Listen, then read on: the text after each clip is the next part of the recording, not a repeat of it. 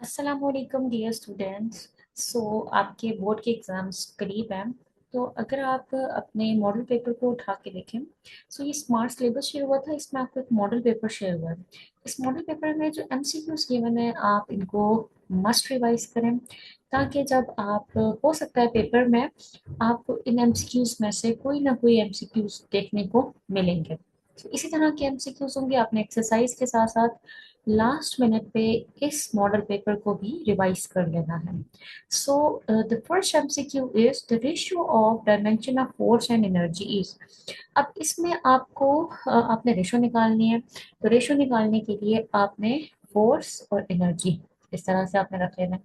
अब फोर्स की डायमेंशन क्या होती है? फोर्स एम ए होता है और एनर्जी वर्क डन की फॉर्म में होती है, तो आप फोर्स इंटू डिस्प्लेसमेंट कह सकते हो। ऊपर भी एम ए है फोर्स, नीचे भी एम ए, साथ क्या आ जाएगा? डिस्प्लेसमेंट। एम ए एम से कैंसिल हो जाएगा, तो हमारे पास बचता है 1/, डिस्प्लेसमेंट। डिस्प्लेसमेंट क्या होती है? यूनिट मीटर होता है, लेंथ की फॉर्म में होती है। तो इसकी आपके पास डायमेंशन क्या आ जाएगी? L-1। L-1 is the correct answer. Next question है, a projectile gains its maximum height at an angle of। अच्छा, यूजुअली ये होता है कि आपको एंगल भूल जाता है, आप कंफ्यूज हो जाते हैं, तो इसको निकालने का एक तरीका है।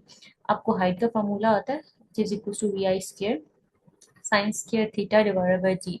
यहाँ पे आपने इस साइन स्केयर थीटा को 1 की इक्वल रखना है। जब आप theta is equal to sine square inverse निकालते हो 1 का, तो वो आपके पास आता है 90 degree. Okay, so the correct option is 90 degree पे आपका जो प्रोजेक्टाइल है वो हॉरिजॉन्टल डायरेक्शन को फॉलो करते हुए वर्टिकली मूव करते हुए आपका 90 डिग्री के एंगल पे मैक्सिमम हाइट अचीव करता है। नेक्स्ट क्वेश्चन है, बॉडी और an object is in uniform circular motion.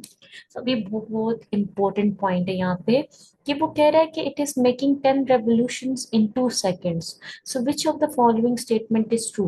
अब आपने याद रखना है, नंबर ऑफ रेवोल्यूशंस पर सेकेंड को हम क्या कहते हैं? फ्रिक्वेंसी। आपकी फ्रिक्वेंसी कितनी आएगी? 5 हर्ट्ज। रेवोल्यूशन 10 है, टाइम 2 है, 2 5 10, तो आपकी फ्रीक्वेंसी 5 हर्ट्ज।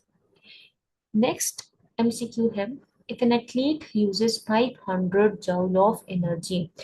एनर्जी है और साथ में वो किसी लोड को लिफ्ट करता है, तो अपने पावर निकालनी है।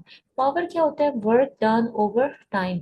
अब आपने याद करना है 500 जूल ऑफ एनर्जी, आपका वर्क डन जूल में होता है, तो एनर्जी भी किसकी फॉर्म में होती है? ऊपर मैंने आपको बताया वर्क डन की फॉर्म में। तो 500 क्या है? आपका वर्क है। 2 क्या है? आपका टाइम है। क्या आंसर आ जाएगा? 250।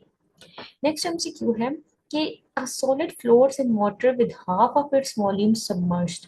एक सॉलिड है जो कि वाटर में फ्लोट कर रहा है, उसका आधा वॉल्यूम सबमर्ज्ड है, तो उसकी भी डेंसिटी भी क्या होगी? उसकी डेंसिटी भी half of the density of water होगी। देन हमारे पास the pressure will be low when the speed of the fluid is. जब प्रेशर कम होगा तो फ्लूइड की स्पीड क्या होगी? आपके पास ऑपोजिट होते हैं दोनों, हाई होगी।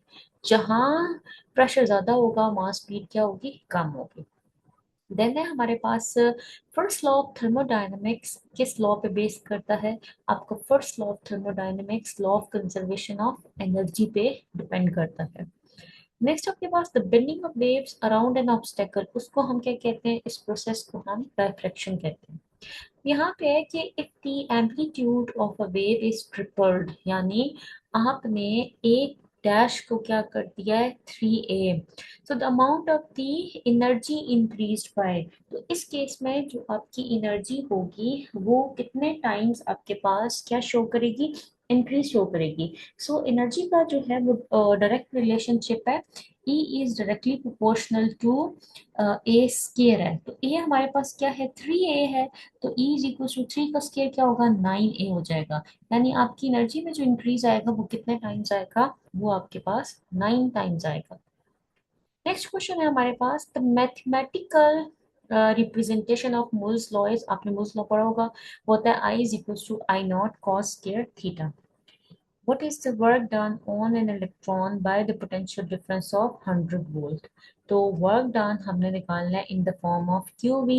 वर्क क्यू क्या है? इलेक्ट्रॉन है। ई है, वोल्टेज कितनी है?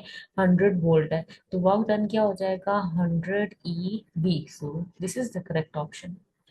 यहाँ पे भी हमारे पास एक वायर है, उसकी रेजिस्टेंस आर है, उसको हमने डिफरेंट पार्ट्स में कट कर दिया है। तो उसकी रेजिस्टेंस क्या होती है, हाफ हो जाती है।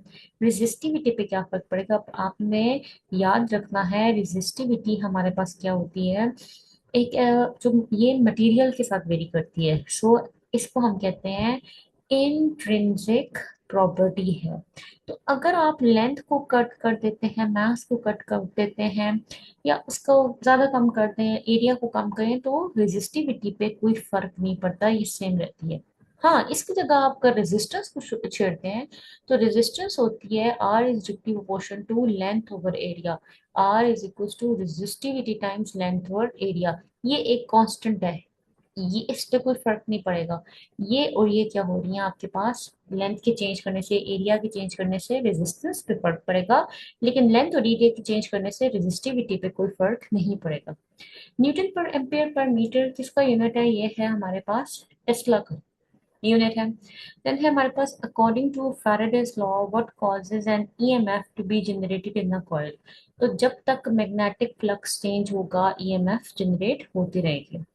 फिर हमारे पास if the rest mass of a particle increases to M due to its high speed, उसकी काइनेटिक एनर्जी पे क्या फर्क पड़ेगा, उसकी kinetic energy M minus M not C square. तो ये हमारे पास फॉर्म होता है delta E is equal to M C square, delta M C square. Delta M क्या है आपके पास, एम माइनस एम नॉट, और साथ आपके पास आ जाएगा सी स्क्वायर।